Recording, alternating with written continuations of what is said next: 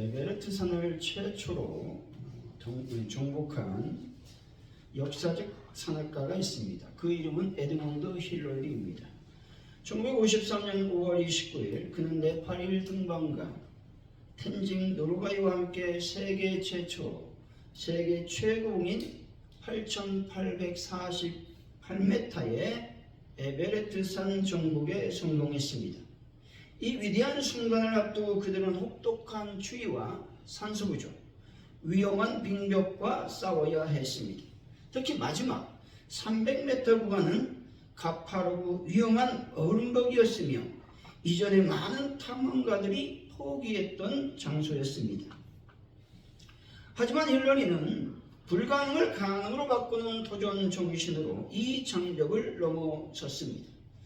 그는 16살 때 처음으로 산악 등반을 경험했고 이때부터 본격적으로 세상에서 가장 높은 곳에 오르겠다는 꿈을 꾸기 시작했습니다.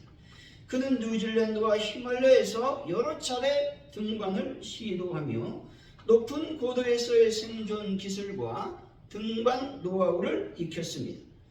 그 당시 에베레트는 인류가 정복하지 못한 불가능한 산으로 여겨졌으며 수많은 탐험가들이 도전했지만 목숨을 잃거나 실패했던 산이었습니다.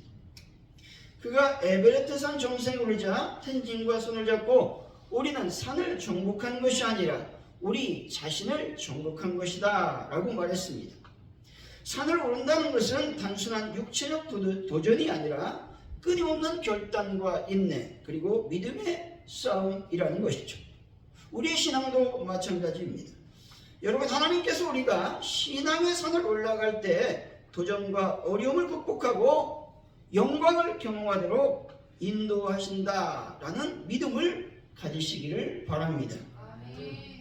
예레미야 20장 7절의 말씀입니다. 여호와여 주께서 나를 권유하심으로 내가 그 권유를 받아 싸우며 주께서 나보다 강하사 이기셨으므로 내가 조롱거리가 되니 사람마다 종일토록 나를 조롱하나이다. 아멘. 예레미야는 주님의 음성에 순종하여 하나님의 말씀을 전했습니다.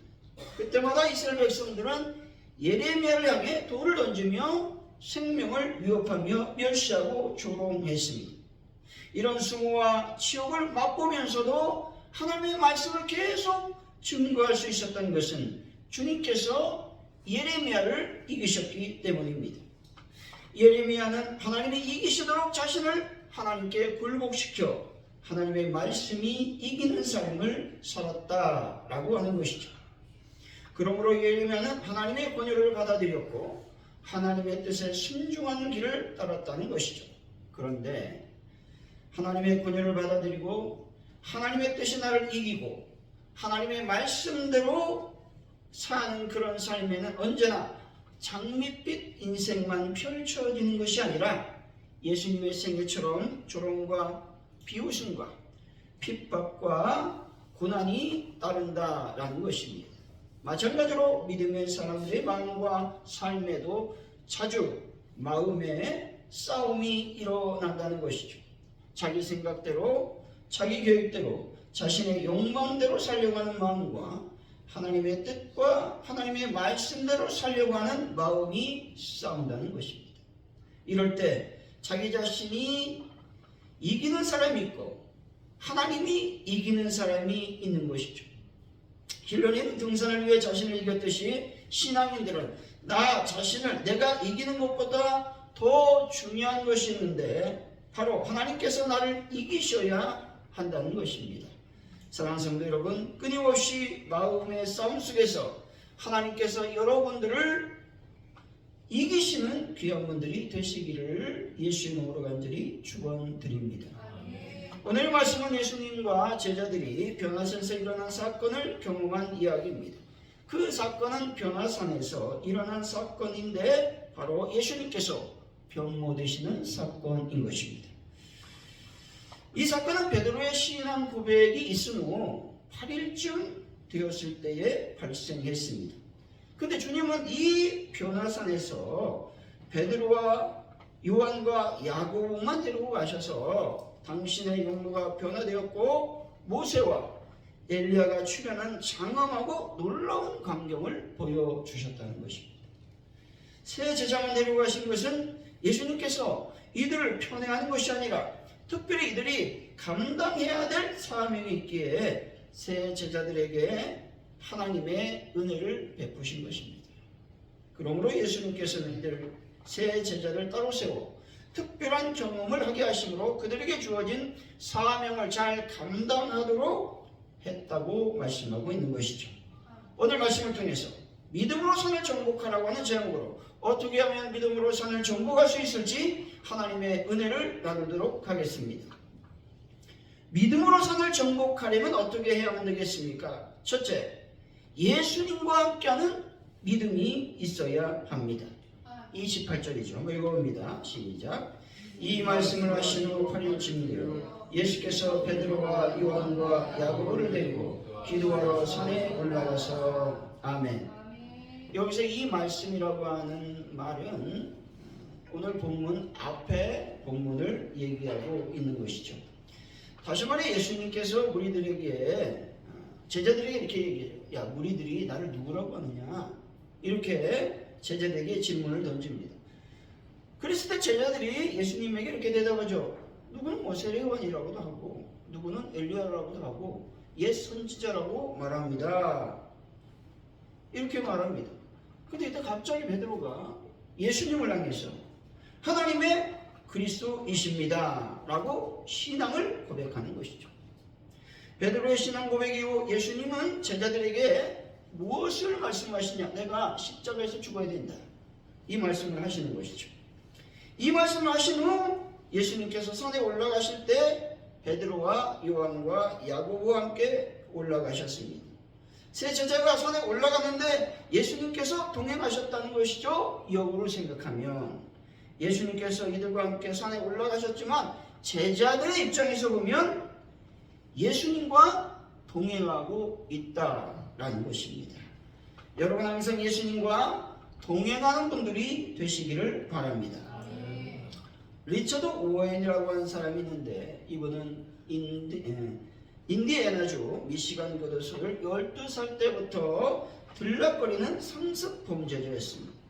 근데 그가 어느 날 갑자기 예수님을 영접하고 그날부터 생각이 바뀌고 마음을 고쳐 먹으면서 내가 공부를 해야 되겠다. 마음을 먹고 공부를 시작했습니다. 고린도후서 9장 17절입니다. 그런즉 누구든지 그리스도 안에 있으면 새로운 피조물이라 이전 것은 지나갔으니 보라 새 것이 되었도다. 아멘. 이 말씀처럼 그는 예수님을 영접하고 새로운 피조물이 되어 새 사람이 되었습니다. 변호사 공부를 하는 그를 다른 죄수들과 간수들은 비웃었고 멸시했습니다. 그때마다 그는 예수님께서 자신과 함께 하신다고 하는 믿음을 가지고 말씀을 묵상했다는 것이죠. 창세기 18장 15절입니다. 내가 너와 함께해서 내가 어디로 가든지 너를 지키며 너를 이끌어 이 땅으로 돌아오게 할지라 내가 내게 허락한 것을 다 이루기까지 너를 떠나지 아니하리라 하신지라. 아멘. 야곱이 외삼촌 라반의 집으로 이 도망자처럼 떠났습니다. 근데 밤이 되었죠. 밤이 되었는데 얼마나 무섭고 외롭겠습니까? 그래서 옆에 있는 돌을 취해서 베개 삼아 잠을 자고 있었습니다. 근데 갑자기 하나님이 나타나서 말씀하시는 것이죠. 이 말씀을 리차드는 힘들고 어려울 때마다 곱씹고 묵상하며 모든 어려움을 이겨냈다는 것이죠. 그는 이렇게 믿음으로 공부했습니다. 하나님께서 나를 지켜주실 것이다. 나를 이끌어 반드시 변호사가 될 수 있도록 도와주실 것이다. 하나님께서 나와 함께 하실 것이다. 라는 믿음으로 공부했다는 것이죠. 끝까지 혼자 힘으로 공부하여 변호사가 되었습니다. 그제야 많은 사람들이 그를 인정하며 축하해 주었다는 것이죠. 리차드는 멸시와 비웃음을 당하면서도 하나님께서 함께 하신다고 하는 믿음으로 공부했습니다. 그 결과 변호사가 되었죠. 여러분 예수님께서 늘 함께 하신다는 믿음을 잃어버리지 않는 분들이 다 되시기를 바랍니다. 지금 짐 캐비지라고 하는 할리우드 배우가 있습니다. 여러분 아십니까? 잘 모르시나요? 이름만 가지고 잘 모르시고. 근데 이분이 어떤 분이냐면 2004년 기독교 영화가 개봉했어요. 패션 오브 크라이스트의 주연을 맡은 사람입니다. 이분이 예수님 역할을 맡으며 세계적인 큰 주목을 받았다는 것이죠. 그는 영화를 촬영하면서 극심한 고난을 경험했습니다. 십자가에 매달릴 때 어깨가 탈구되었고, 또한 채찍질 장면이죠. 아주 리얼하게 묘사하고 있는데 그 채찍질 장면을 우리가 이제 찍을 때에 이 채찍이 살갗을 이제 찍고 지나가요. 그래서 이 살이 찢어지는 부상도 있게 됩니다. 여러분 촬영 현장에서는 이런 일을 또 경험합니다. 벼락을 맞기도 합니다. 뭐 다친 사람은 없지만, 또한 영화 촬영 이후에 건강이 악화되었고 심장에 문제가 생겨서 여러 가지 검사도 하고 위험한 위기를 겪어야 했습니다. 이럴 때 그는 예수님과 동행했다는 것이죠. 시편 56편 3절입니다. 내가 두려워하는 날에는 내가 주를 의지하리이다. 아멘. 이 말씀을 붙들고 자신의 고난을 예수님과 함께하는 과정으로 받아들였다는 것이죠. 그는 인터뷰에서 이렇게 말합니다. 나는 이 영화를 통해 내 삶이 바뀌었습니다. 예수님을 위한 길을 걷기로 결심했습니다. 라고 말했습니다. 또한 할리우드에서 기독교 신앙을 공개적으로 고백하며 세상의 평가보다 예수님을 따르는 삶을 선택했습니다. 마태복음 16장 24절입니다. 이에 예수께서 제자들에게 이르시되 누구든지 나를 따라오려거든 자기를 부인하고 자기 십자가를 지고 나를 따를 것이니라. 아멘. 그는 이 말씀을 보면서 실천하며 신앙과 연기에서 한계를 넘어선 여정을 걸어갔습니다. 마찬가지로 예수님을 따른다는 것은 쉬운 일이 아닙니다. 때로는 세상의 조롱과 고난이 나 자신을 괴롭게 하고 막막한 길을 걸어가야 할 때도 있는 것입니다. 예수님과 동행하는 길은 어렵지만 그 길은 영원한 생명으로 이어지는 길임을 여러분들은 믿으시기 바랍니다. 사랑하는 성도 여러분, 예수님과 동행하는 길이 어렵고 힘들다고 마다하지 마시고 예수님과 동행하심으로 진정으로 산을 정복하는 분들이 다 되시기를 예수 이름으로 간절히 축원드립니다. 믿음으로 산을 정복하려면 어떻게 해야 될까요? 둘째, 예수님을 바로 알아야 되는 것이죠. 29절이죠. 시작. 기도하실 때 일부가 변화되고 그곳이 휘어져 광채가 나며. 아멘. 변화선에서 예수님이 기도하시는데 예수님의 용모가 변화되었고 옷이 휘어져 광채가 났다고 말씀합니다. 용모가 변화되었다, 이 말은 주님의 얼굴의 모습이 달라졌다라는 말씀이죠. 옷이 휘어졌다라고 말하는데 여기서 휘어지다, 흰색이라고 하는 의미가 뭐냐? 하늘의 색깔을 의미합니다. 또한 천사들이 입은 옷의 색깔을 상징하기도 하죠. 뿐만 아니라 평화와 순결과 사랑을 상징하는 색깔이라는 것이죠. 이것은 예수님께서 천상의 신부님을 말씀해 주고 있는 것이죠. 광채가 났다고 말씀하죠. 이 말씀은 예수님의 영광스러운 몸에서 발산되어 나오는 빛의 광채를 생생하게 묘사하고 있는 것입니다. 영광스러운 예수님의 변모의 의미는 첫째로 예수님이 하나님의 아들이라는 것, 다시 말해서 그가 진정한 메시아임을 확증하는 말씀이라는 것이죠. 둘째, 장차 순환을 받더라도 고난을 받는다 할지라도 다시금 영광을 회복해 주시겠다라는 말씀의 의미입니다. 셋째, 천국에서 영광 중에 계실 예수님의 모습과 다시금 재림하실 때 예수님의 영광스러운 모습을 간접적으로 말씀하고 있는 것입니다. 여러분, 영광 중에 계신 분이 예수님이라는 사실, 진리를 믿는 분들이 되시기를 바랍니다. 아멘. 30절 31절이죠. 한번 읽어봅니다. 시작. 문득 두 사람이 예수와 함께 말하되 이는 모세와 엘리야 영광이 나타나서 장차 예수께서 예루살렘에서 별세하실 것을 말하세. 아멘.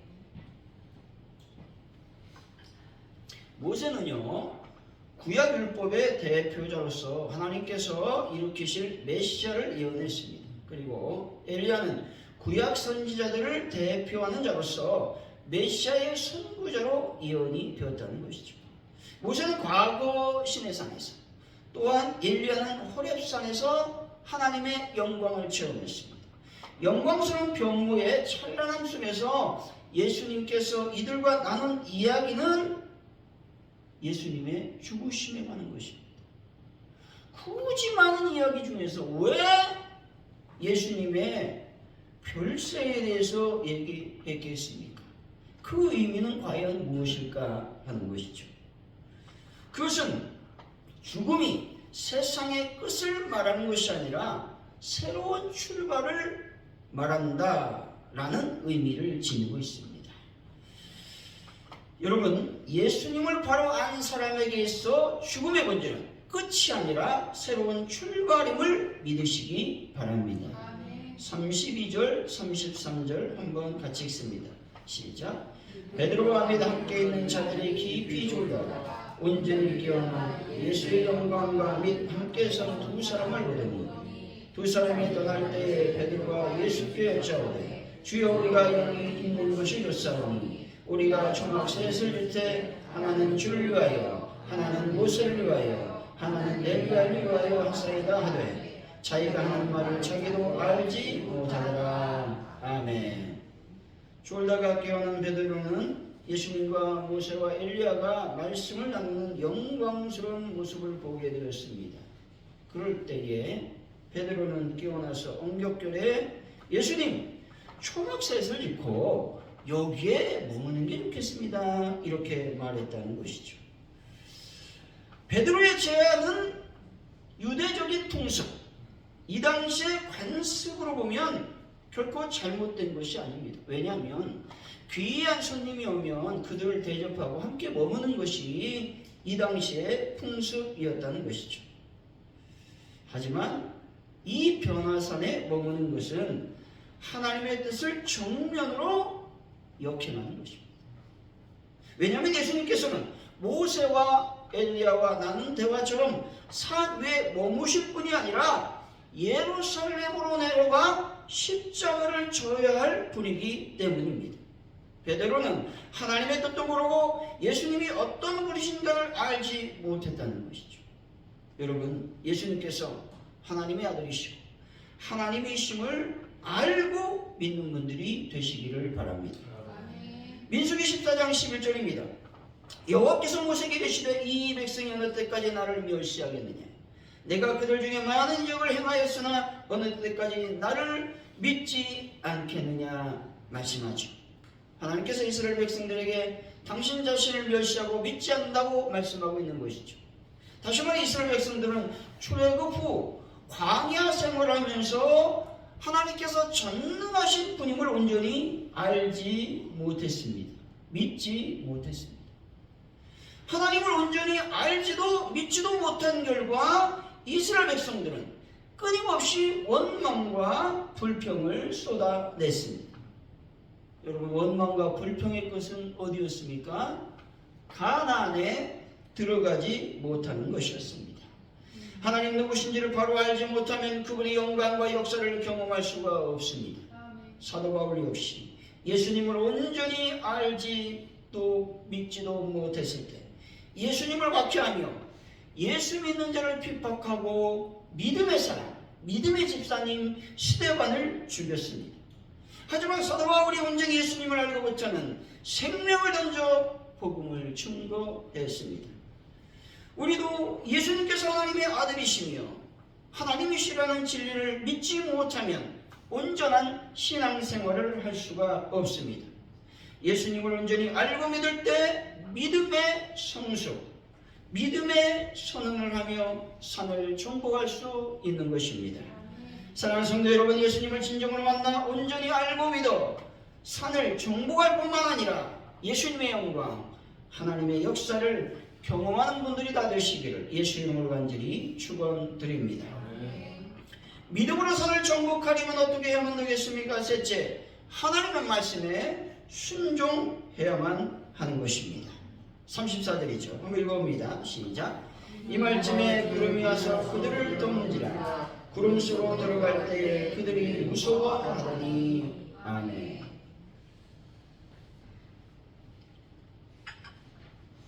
구름이 와서 그들을 덮었습니다. 여기에서 앞에 있는 그들은 누구를 말합니까? 예수님과 또 모세와 엘리야를 말하죠. 그럼 뒤에 있는 그들은 누구를 말하죠? 제자들을 얘기합니다. 세 제자들을 말합니다. 여기서 세 제자들은 누구를 말하죠? 베드로와 요한과 야고보를 얘기합니다. 구름이 모세와 엘리야를 덮으니 이제 예수님만 홀로 남으셨다는 것이죠. 이 말의 의미는 뭐냐면 모세와 엘리야가 이때에 산에서 내려갔다면 어떤 현상이 일어날까요? 예수님은 안 보이는 거예요. 왜? 모세와 엘리야만 보이는 거예요. 그러니까 사역의 방향이 완전히 바뀌는 거죠.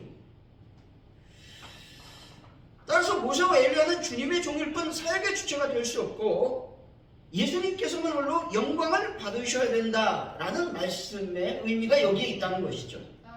여러분 다 자신을 드러내지 마시고 오직 예수님만 드러내는 분들이 되시기를 바랍니다.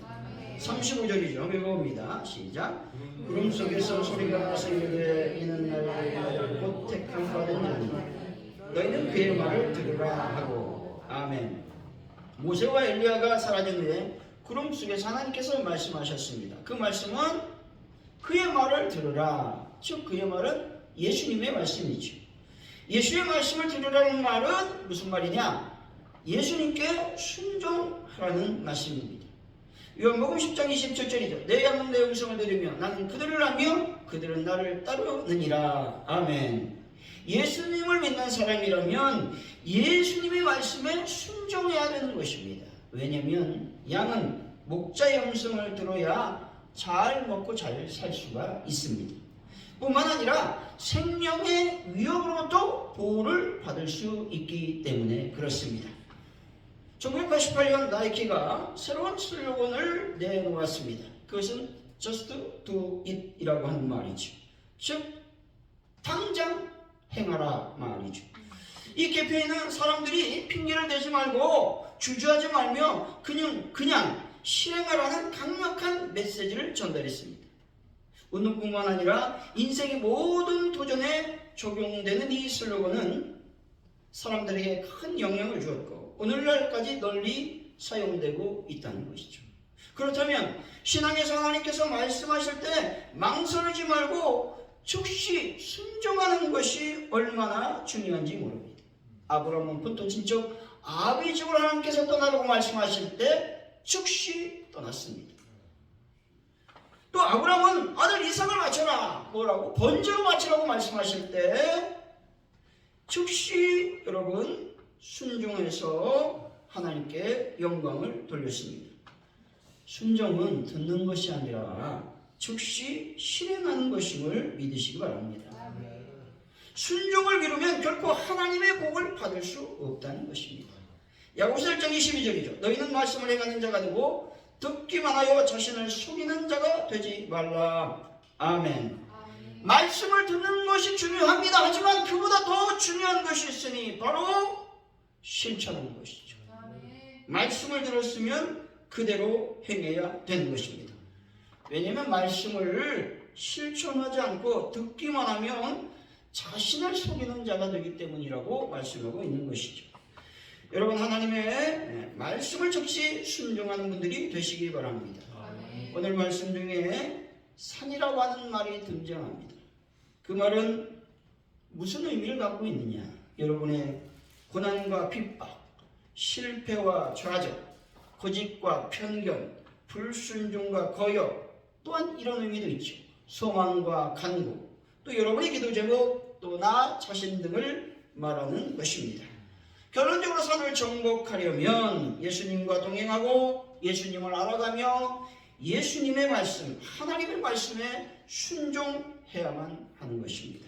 사랑하는 성도 여러분, 예수님과 함께하는 믿음으로 여러분들의 산을 정복하는 분들이 다 되시기를 예수 이름으로 간절히 축원드립니다. 기도합니다. 하나님 아버지 감사합니다. 오늘 귀한 믿음으로 나의 어려운 것들 또 기도 제목을 정복할 수 있는 은혜를 도와여 주옵소서. 예수님과 동행하고 예수님을 알고 믿고 말씀에 순종하는 삶을 살아 놀라운 하나님의 영광과 역사를 체험하는 한 주간이 되게 하여 주옵소서. 감사합니다. 예수님의 이름으로 기도하옵나이다. 아멘.